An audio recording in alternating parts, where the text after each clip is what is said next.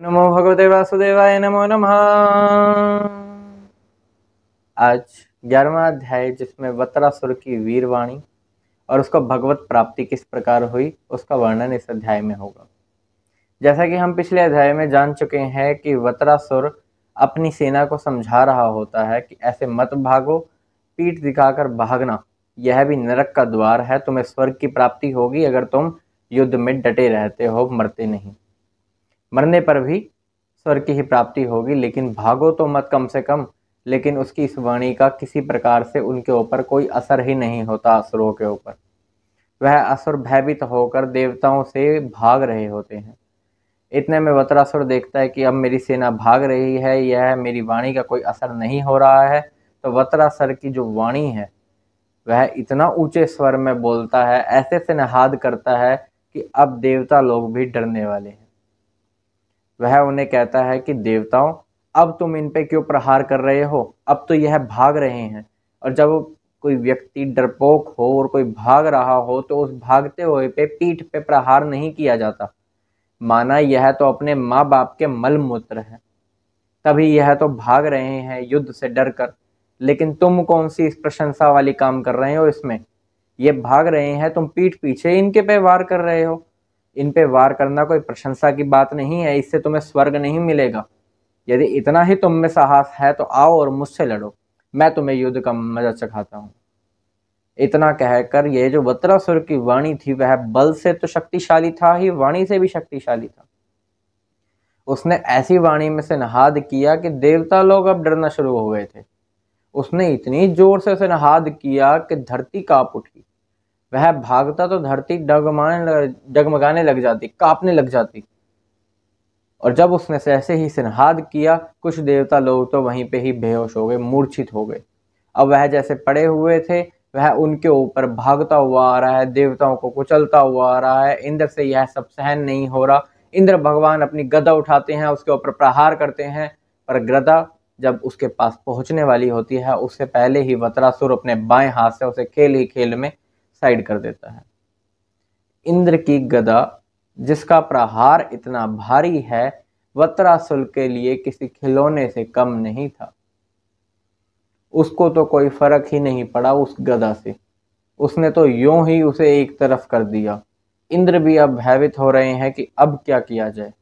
यह वत्रासुर तो किसी प्रकार से मान ही नहीं रहा है।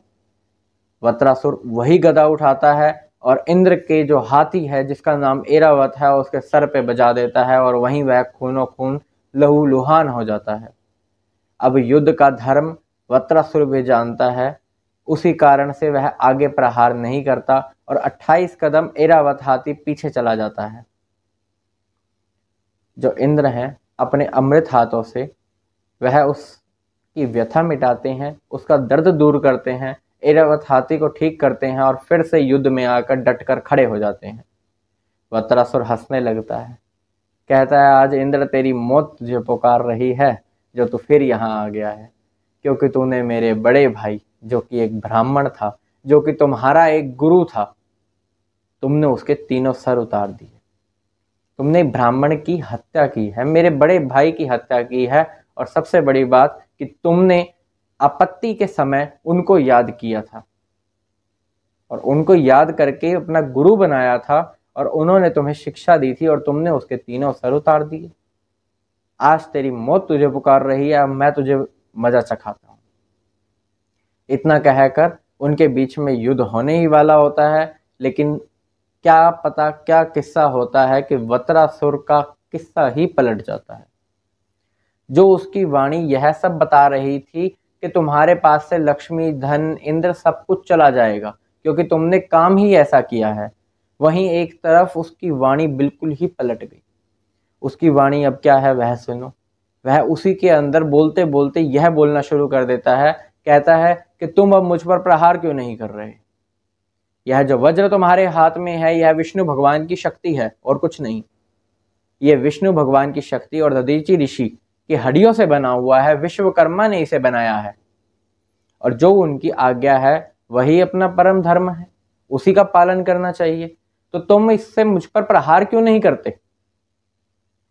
तुम यह मत सोचो कि जैसे तुमने गदा मुझ पर फेंकी थी और मेरे को उस पर कोई असर ही नहीं हुआ, तो इस वज्र का भी मुझ पर कोई असर नहीं होगा। इस वज्र का मुझ पर पूरा असर होगा, क्योंकि यह विष्णु भगवान की शक्ति है। और मैं भी चाहता हूं कि तुम मुझ पर इस गदा से, इस वज्र से प्रहार करो और मेरा यहीं वध कर दो, क्योंकि यह जो मेरा वध होगा यह विष्णु भगवान की शक्ति से होगा और मेरा तो परम कल्याण हो जाएगा। अपने सामने विष्णु भगवान को ऐसा मान रहे हैं वो है वत्रासुर।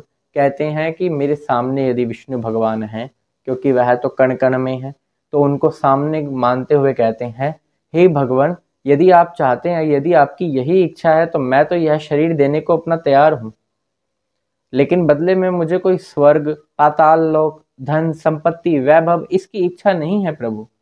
यदि अगर आपको ऐसा लगता है कि मेरे कर्म ऐसे हैं जिसकी वजह से मुझे कई योनियों में भटकना पड़ सकता है, तो मेरे को भटकाओ, लेकिन उसमें भी कोई समस्या नहीं है।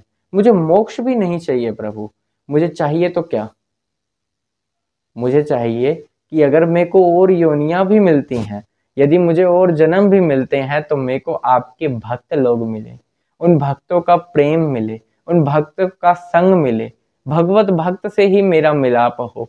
मुझे ऐसा व्यक्ति ना मिले जो देह गेह में फंसा हुआ हो, जिसको पुत्र पति पत्नी के सिवा कुछ दिखता ही ना हो, जो एक छोटा सा होकर अपने शरीर का अंत कर देता है और सारी उम्र अपने परिवार में ही व्यतीत कर देता है। इंसान इतना छोटा हो जाता है।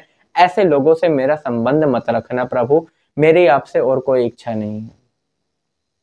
यदि आपकी यही इच्छा है कि मेरा वध हो, उसके बाद मैं जहां भी जाऊं प्रभु आपके भक्त मुझे मिले, उन्हीं के साथ मेरा प्रेम संबंध हो और किसी के साथ ना हो।